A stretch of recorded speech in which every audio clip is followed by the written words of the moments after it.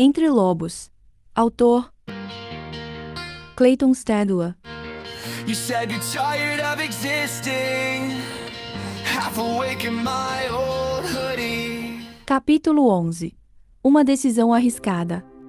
O som da madeira rangendo sob os pés de Jerson foi o único aviso. Ele desceu as escadas devagar, vestindo apenas uma camiseta fina e uma expressão que misturava raiva e orgulho. A luz pálida da tarde entrava pela janela como um espelho sujo. Tudo era frio, tudo era silêncio. Eduardo estava na cozinha, encostado na pia, segurando um copo com o resto do que parecia ser cachaça velha. A garrafa estava quase vazia sobre a mesa. Ele observou o filho. Jerson passou reto. Vai aonde?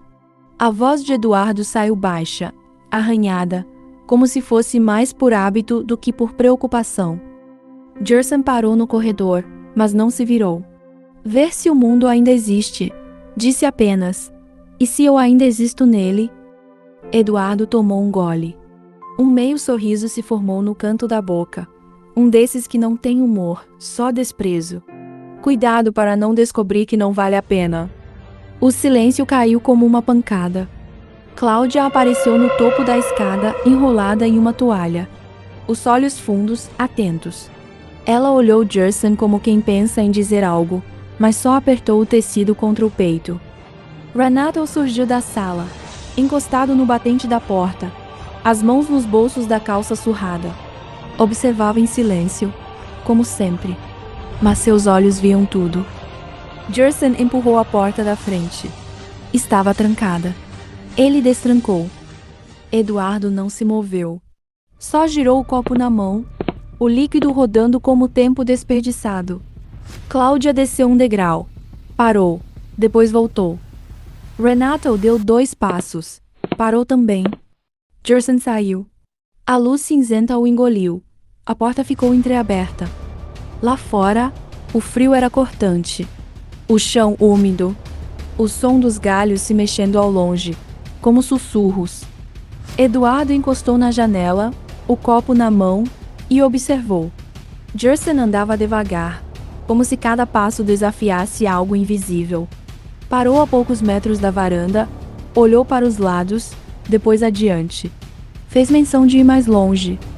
Foi quando os vultos surgiram.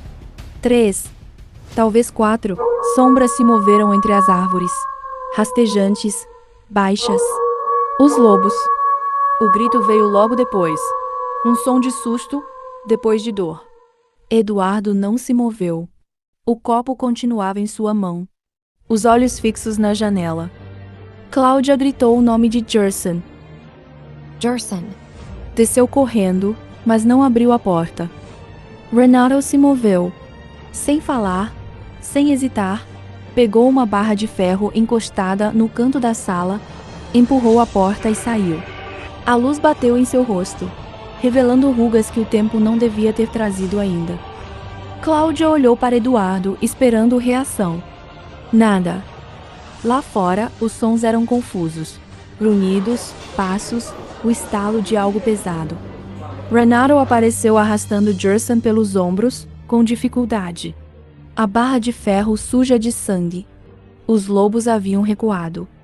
Jerson estava ferido, o braço sangrava, havia um rasgo na perna, a camiseta rasgada no ombro. Mas estava vivo. Renato o levou até o sofá. Cláudia correu para pegar panos. Eduardo continuava na janela, só então levando o copo à boca. O silêncio dentro da casa era mais forte que os gritos de fora. Cláudia ajoelhou-se ao lado de Jerson, tocou seu rosto, sussurrou algo. Mas seus olhos, por um breve segundo, encontraram os de Renato. E não desviaram. Renato sentiu. Desviou o olhar para o corte no braço de Jerson, ajudou a remover a camiseta rasgada. E foi então que viu. No lado esquerdo do tórax, perto da costela, uma pinta escura, pequena, oval, exatamente igual à que ele mesmo tinha. A respiração de Renato falhou por um instante. Não disse nada. Afastou-se devagar, como quem precisasse de ar. Cláudia olhou de novo para ele. Eduardo deu mais um gole. O sol não saiu. Os lobos não foram embora. E naquela sala, 3 pessoas pensavam em coisas que não podiam dizer. Jerson fechou os olhos, exausto. Cláudia ficou com ele. Mas quando Renato passou por ela, de volta à escada, sentiu o olhar que o acompanhava. Um olhar novo. Eles se encararam por um breve instante. Não havia culpa ali, nem desejo. Apenas algo novo. Algo que ainda não tinha nome. Eduardo viu tudo. E pela primeira vez em muito tempo, o copo em sua mão ficou suspenso, imóvel. O silêncio voltou a dominar a casa. Mas era outro agora, prestes a explodir.